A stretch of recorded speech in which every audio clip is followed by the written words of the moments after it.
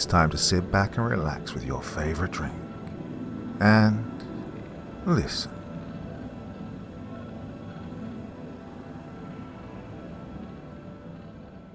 The thing from the forest changed my life for the better. Greetings, friend. I couldn't help but notice your campfire from the path. May I join you? Oh, were you telling scary stories? Well, I have a scary story of my own. Won't you indulge me? For weeks I'd fantasized of this trip, or at least since my friend Lucas invited me. My first trip away from home. I was understandably nervous, especially since this will be my first night away from the comforts of my own bed. As to be expected, my mother was her usual overly protective self, ensuring all my items were packed and sorting my clothes as well as some long-lasting food. You know, the same thing all mothers do. Lucas arrived driving his 80s Ford camper van, a beat-up old thing handed down from his brother. It was a surprise it even ran with the abuse it had seen over the years. Lucas pulled into the driveway around 7 a.m. I was already waiting outside, messing with my phone. I picked up my bag and hugged my mother goodbye and left for the van. Oddly, I got an uneasy feeling deep in the pit of my stomach, almost like I'd never see her again. The feeling gradually began to build until I buckled up in the worn-stained covered seats of the camper van. The back of the van was filled with the rogues gallery who'd be joining us on our trip. There was Sasha, Lucas's love interest, and genuinely the closest you could ever get to evil. Jake, who was Lucas's brother, small-time junkie, and the original owner of the van. And finally Ellie, Jake's girlfriend. Personally never got invested in knowing much about her. I watched the trees go by as we drove through the country lanes, the morning sun slowly beginning to disappear behind the overhanging trees. Jake thought now would be a good time to tell the group a little horror story about the cabin we were staying at. It was a few years ago or so, when a group of teenagers went to the cabin, the same one we'll be staying at. One whole week flew by. They didn't return, so a concerned parent rang the police. For a whole month they searched, from the woods to the near mines, but with no luck. Well, until the fifth time, when they found a scrap of clothing inside a cave system. While walking deeper into the cave, they found a body.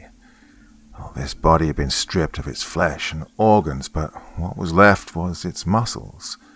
Odder still, the body was missing its skull, but its head was untouched and still perfectly shaped. Many natives who've lived near the woods claimed it was the great pan beast, known as a Wendigo, who had committed the deed. I scoffed loudly and voiced my opinion. This story was a load of rubbish. I began calling out many inconsistent parts of the story, and even showed a Google search with no connections to the missing people. Well, Jake sneered at me and nestled himself comfortably into his Ellie's bosom, his glare pointed directly at me with an unshakable malice. I couldn't help but crack a smile and turn to face the window. I placed my head softly on the window and slowly began to drift off. I awoke with a shudder. I felt as if the world was spinning around me. I sat upright and looked around, trying to get my bearings. It didn't take me long to notice. I was sat outside the van, only now it was on its roof and completely wrecked. There was no sign of my friends, or any life for that matter. And the very notion of being alone next to the smashed wreck made me feel worse, when coupled with the disorienting feeling I had. My eyes jerked all around my surroundings. There was nothing but thick, dark woods in every direction. Before I could fully take in my situation, my body began running as if it didn't want to stay next to the area of destruction I'd woken up in. It began to run deeper and deeper into the woods, following a winding path that seemed to materialize in front of me. All around me the woods felt rife with the unseen. Hundreds of wild animals in a defensive-like state, all focused on me. The unshakable notion of being watched forced my already paranoid mind into overdrive. I over-assessed every direction. From out of the seemingly darkened woods, a cabin slowly came into view. Every single one of my instincts told me to run, but I couldn't. I jerked my head around as a roar, or perhaps a cry of an animal, echoed through the woods. Something that was hungry and ready to kill to survive. My body once more began to move towards the cabin, until I was faced with the door. Twin scratch marks ran parallel up the wood, as if something had tried to get in. Well, I didn't want to know what, but it felt like whatever it was hunting me. I pushed open the door only to be consumed by a luminous white void. I felt weightless, almost floating, until my mind began to wake. And then there was nothing but a falling sensation. I awoke from my nightmarish slumber, tugging at my belt in a panic. The sensation of falling from my dream continued well after I'd opened my eyes. The van was stationary, yet my eyes continued to spin as if I was moving, leaving a sickening feeling of disorientation to wash over me. Oh, thankfully it subsided as soon as it started.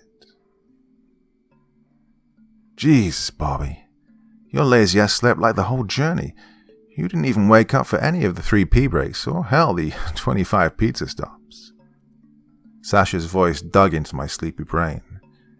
It was fair to say she was still her usual moaning self. No surprise, really. Lucas opened the van door and hazily everyone stepped out. Had to shield my eyes from the low sun that now crept over the tree line. God, I must have been seriously out of it.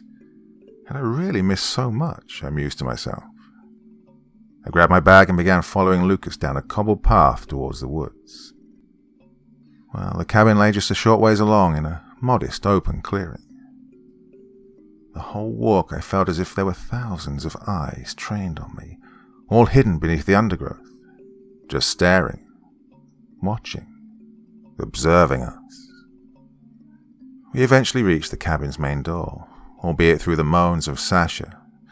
Lucas grinned a cheeky grin and told us, "Welcome to paradise." As soon as he opened the door, a freezing breeze burst past us. It felt like a warning, almost as if the very building was telling us to drop all our stuff and run for home. I personally neglected the feeling and put it down to an empty cabin that had been left unused, not to mention probably a few broken windows and holes. As everyone crammed inside, I began looking over the cabin's interior. It was old, dusty, and unlived in, very similar to one in a horror movie. I stood apprehensively in the dining room and waited for Lucas to enlighten everyone on where we'd be sleeping. "Okay, Jake, you and Ellie are opposite the kitchen. Now, Jake, don't go eating all the food in the middle of the night." Well, Jake sneered and caught the key that Lucas had thrown. Sasha, you're with me at the end of the hall, the master bedroom." Sasha never looked up from her phone. "All right then, Bobby, you're in the alcove above the kitchen. Just climb the ladder midway down and open the hatch." I nodded, not really taking any notice. As everyone began to leave, Lucas made a snap decision, albeit a stupid one. "Hey, Jake, pass me one of your plastic bags." Well, somewhat surprised, Jake did.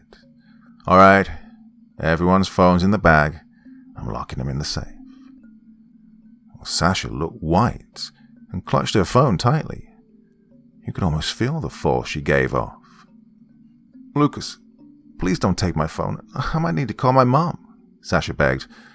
But all that begging was futile as Lucas placed her phone with the others into the bag and then into the safe. Lucas then continued with the rules of the cabin, but my interest lay with meeting my bed. I slowly slipped out of the dining room and headed down the hallway. The ladder clung to the wall, almost invisible to the untrained eye, as it sat inside a small indent inside the wall. I pushed open the trapdoor that lay open on the roof and lifted myself upwards. The room itself was nothing more than a medium-ish platform that was missing a wall, allowing me to overlook the kitchen. Well, the drop was very sudden, straight down to the floor. However, I was in prime placement for some midnight snacking, as I could reach the cabinets. Well, I gathered some items and headed down the ladder towards the only door labelled bathroom. It looked strange having the word written over the door, but then again other cabins could be like this. I wouldn't know. I hopped into the shower and twisted the taps. I jumped in shock as a stream of sludge water smacked me full force in the face. Eventually, the water got warmer and cleaner, but in my panic, I hadn't noticed the door had been slowly opened and just as quietly shut. Nor did I notice a large shadow looming through the shower curtain. I fell back and screamed high-pitched in horror. Then Sasha laughed uncontrollably as she raked open the curtains. Well, most people would think I'm weird if I told them I showered wearing swimming trunks, but if you know the people I was with, then the notion suddenly didn't seem so weird. I shouted at Sasha to leave and threw a loofah at her. Grinning, Sasha left and I stepped out of the shower. I looked into the mirror, trying not to let my mind be filled with anger. I looked deep into my reflection and lost all awareness of the space around me. My face began to change, or distort you could say, but that's when I was wrenched from my gaze by something being dragged by the window. I looked back into the mirror, and for a split second I could have sworn that I saw myself as a grey figure wearing a deer skull looking back at me. I slapped my face and splashed water on me before making my way back to my room, hoping that some sleep might help me. I lay down and rested my head on the mattress that was now my bed and relaxed my eyes. I was surprised I was actually still tired, but after my restless sleep, I had to say that nothing surprised me. I did, however, hope to have somewhat more pleasant dreams than before. This time, I was sat hunched over in the middle of the woods. A crimson moon hung low in the sky, barely illuminating the naked trees. A thick, smoggy mist had engulfed the area, leaving no visibility below my ankles. "Hello? Who's out there?" someone shouted, making my head twist a sharp 90 degrees. I began to run towards the voice, but I continuously stumbled. It felt like my legs were far too long for my body, and soon I found myself running on all fours. I lunged up a nearby tree and swung from branch to branch with ease, stopping only to observe my surroundings. I saw something shifting around in the undergrowth beneath me. I blinked my eyes, and my vision shifted. Everything meshed in a cold but tranquil dark blue. Underneath me stood a shimmering orange light, holding something red. Unable to understand what I was seeing, I shut my eyes and opened them again. Now my vision switched once more, showing the woods in a dark green. Well, it took me a few minutes to realize I was seeing in night vision. The orange light was now more definable. It was a person holding a flashlight. "Hello?" shouted the figure, now looking around pedantically. I began to slowly climb up a tree and use the branches to get closer and closer to the person until I hung only inches away from them. Now I was close enough to be able to identify the person. Stood still observing the area was Jake, still dressed in the clothes he'd arrived in. I blinked once more and my visions returned to normal. Slowly I dropped from the tree and straightened myself behind Jake. He was now smaller than me, significantly in fact. Hearing a slight snap, Jake turned to face me and fell over, his voice caught in his throat. Well, I couldn't look away as I lunged at defenseless Jake on the floor.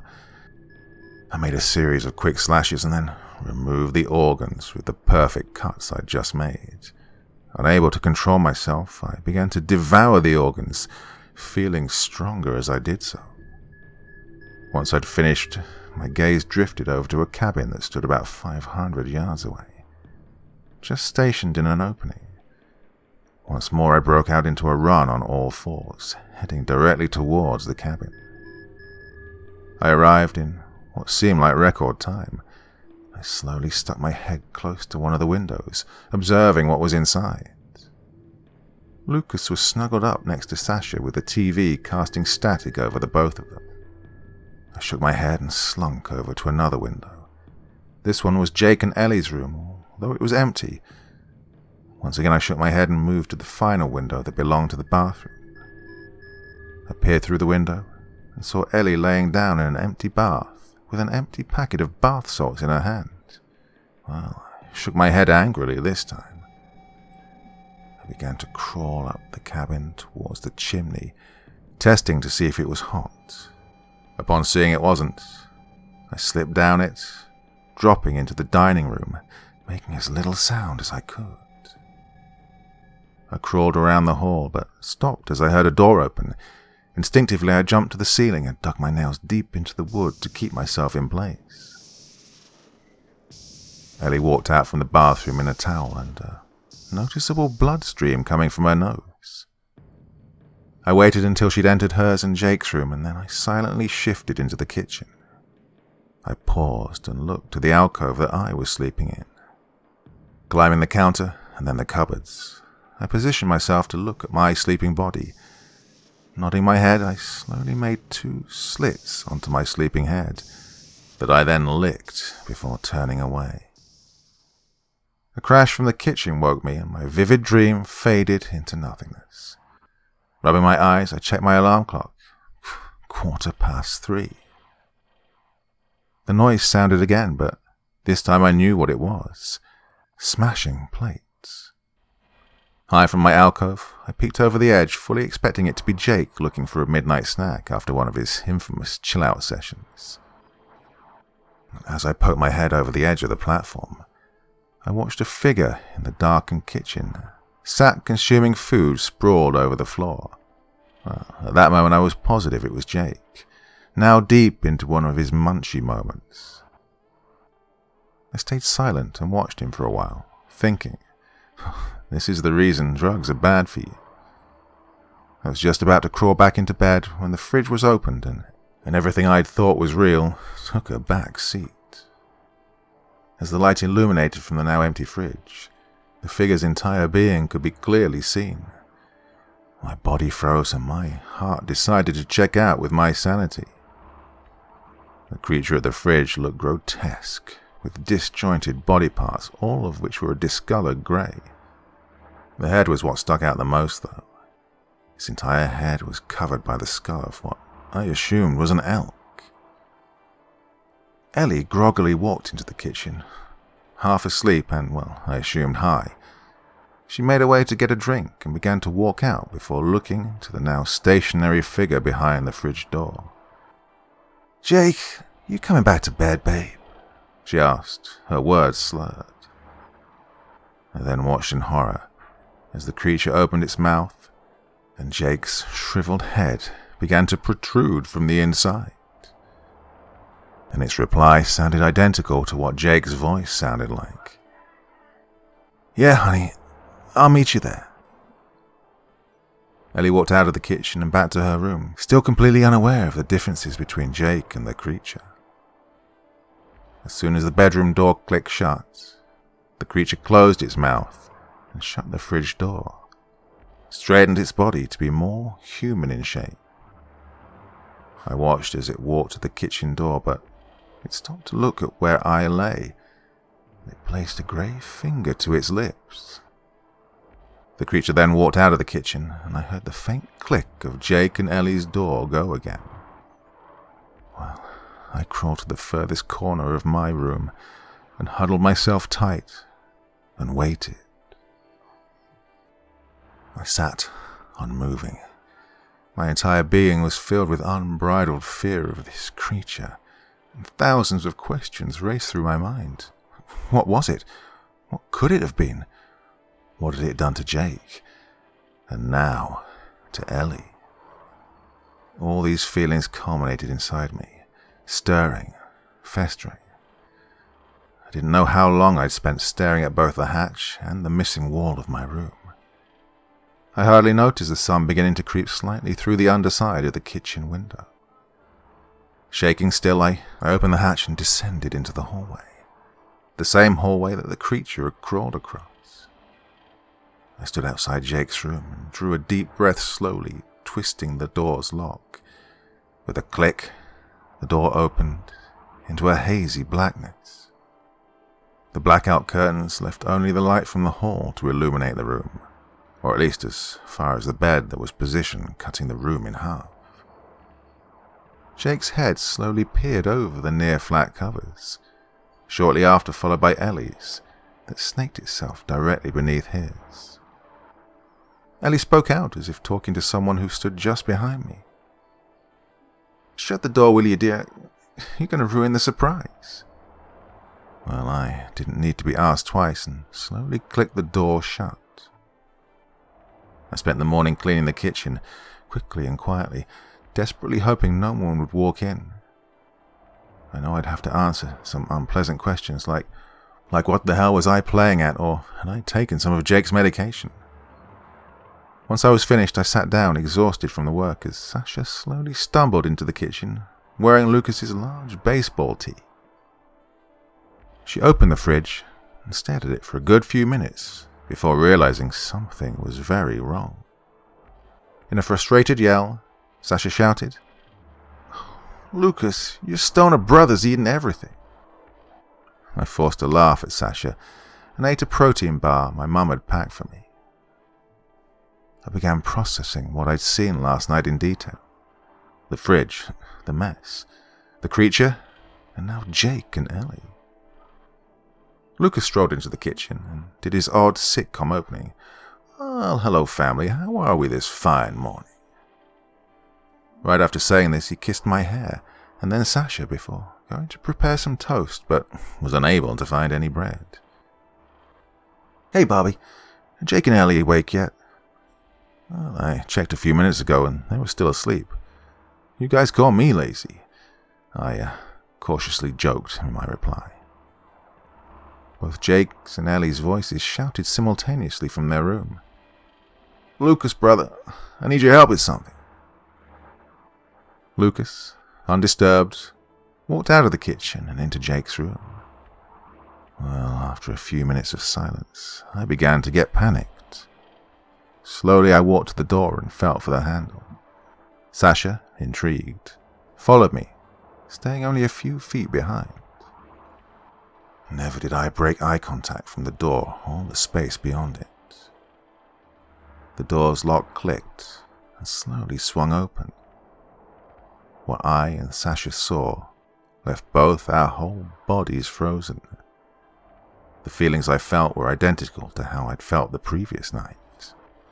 In front of us stood a slender grey figure with two elk-like antlers protruding from a skull-like cranium and an almost malnourished physique. It was holding Lucas, who stared at me and Sasha. The beast threw Lucas at the wall and then proceeded to face the door. Well, I saw this as a sign to run, but Sasha stood transfixed, like a deer in the headlights. I sprinted out of the cabin and ran towards the van, never looking back or slowing down. I didn't care. As I approached the van, my heart sank. It had been trashed and flipped over. Something about this forced my mind to cast back to that dream I'd had. I gulped and knew I had no other alternative options. Well, I had to return to the cabin. I began walking back slowly, well aware of the numerous eyes that were fixated on me.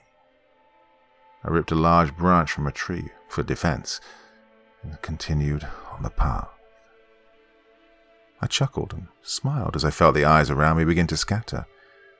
The feeling gave me a sense of excitement and fear, well, unlike anything I'd ever felt before. I approached the cabin door and gripped the handle tightly. I took a deep breath and opened the door. I sat up in a start and scraped the top of my head against the light. This led to a mysterious onslaught of pain around my coronal suture. I observed the room I was in. It took me a few moments to recognize it as my alcove, of the room in the cabin, still with its open wall and plummeting descent into the kitchen. I staggeringly crawled and scraped my head on the roof. An ungodly scratching noise filled my ears and my head jerked back. It took me a few seconds for the pain to crack and creep into my already pounding head. Keeping my head low, I groggily fumbled for the hatch, but with every inch I crept, I heard what sounded like scratching on the roof, and felt the slight jerk. I flipped over and looked at the ceiling. There were 2 light scratches running parallel to where I'd woken up. My mind cast back to what I could remember, entering the cabin, and then a sharp, blunt force that led to darkness consuming me as if I'd been knocked out. For the life of me, I couldn't remember how I'd managed to get back to my room. Perhaps I'd been dragged there. I composed myself and slowly descended the ladder into the hall. As soon as I had both my feet on the floor, an ever so sweet and beautiful aroma filled my nostrils, what I could only describe as roast pork cooked to perfection. I followed the scent to the dining room in the cabin, almost hypnotized by it. The cabin's dining room was now set up to seat 2 people at each end of the table. I looked over the contents that adorned the table. 2 plates and a large roast that was covered by an aluminum sheet. On the plates lay a thick, juicy chunk of meat with bones sticking out of one end. "Please do have a seat, Bobby." A voice spoke that was a combination of Jake's, Ellie's, and now Sasha's. "Who are you? What do you want?" I demanded. "No question, please. We merely want you to sit." I sat in the chair that had been set up for me, but as soon as my hands hit the chair arms, 2 cold and clammy hands grabbed my arms and legs, leaving me defenseless. I pleaded for help from anyone, but I knew there was no one there to hear me. I heard something crawling above my head. "Who are you?" I cried out, but I didn't get a response. Instead, the figure I saw rummaging around the kitchen scaled down the walls from the rafters. Once it had reached the floor, the figure walked around the table until it stood at the side of me, and I could clearly see every bit of detail from its elk skull that seemingly melded into its head with luminous crimson eyes to its bony, grey, decrepit body. My brain couldn't fathom what I was seeing, the monstrosity of a being looming over me.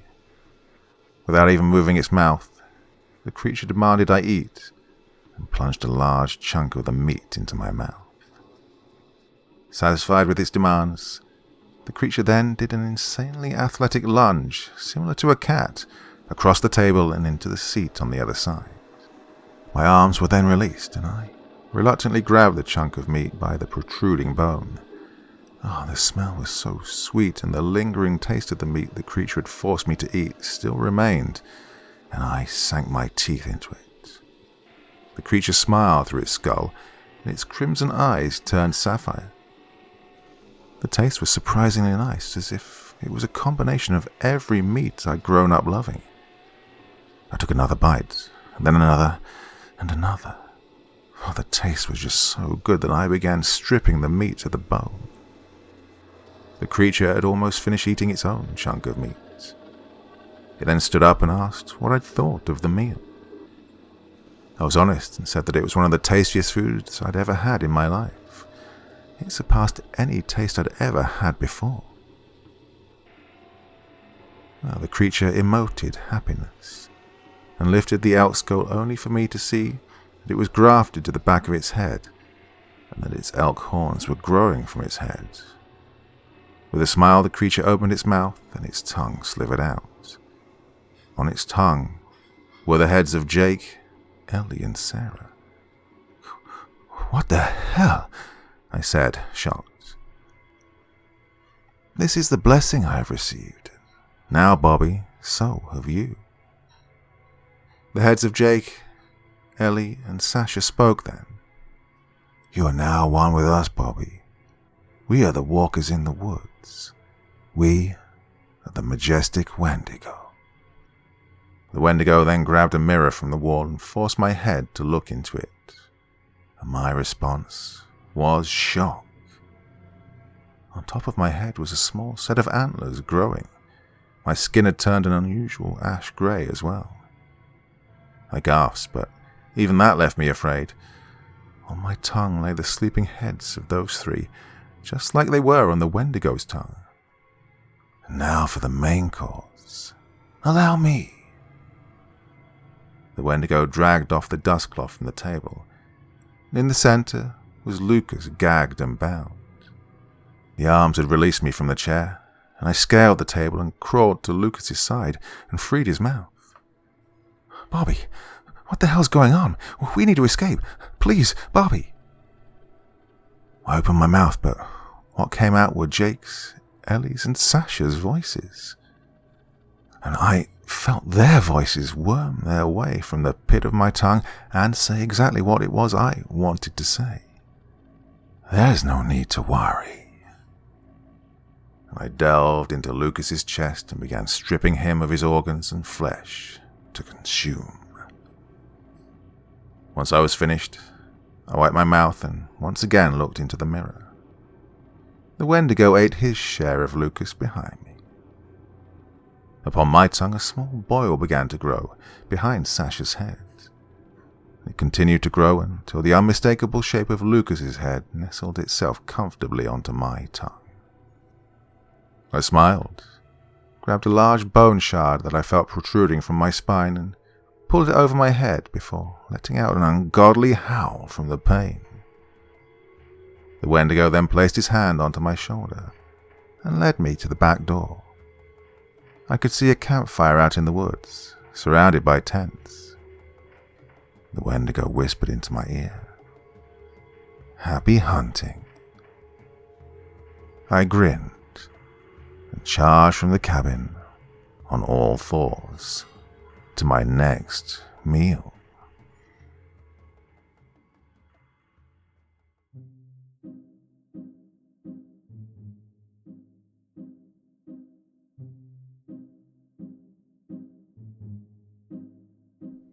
Thank you so much for taking the time to listen to this story today. Really means a lot to me and to the author of the story, of course. Well, if you want to know more about me, I'm pretty much everywhere on social media. You can find me on Facebook, Twitter, Instagram. You can download my music on SoundCloud. I've got a Patreon if you feel like. Throw me $1 or $2. Very much appreciated. And of course, on Reddit, I have a place where you can leave stories if you want me to read one that you've written. Well, hoping to see you all again very soon. Till then, sweet dreams. Bye-bye.